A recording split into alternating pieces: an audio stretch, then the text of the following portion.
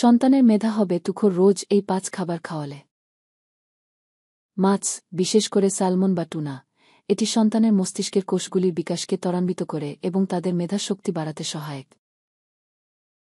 ডিম protein, vitamin B1-2 এবং কোলিনের একটি গুরুত্বপূর্ণ উৎস, যা মস্তিষ্কের স্বাভাবিক কার্যক্রম এবং স্মৃতি উন্নত করতে সাহায্য করে।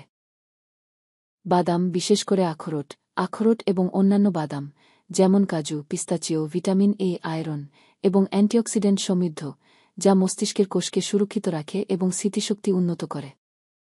শাকসবজি, বিশেষ করে পালং শাক, ব্রোকলি এবং অন্যান্য সবুজ শাকসবজি ফোলেট এবং ভিটামিন খ সমৃদ্ধ, যা মস্তিষ্কের সঠিক বিকাশে সহায়ক।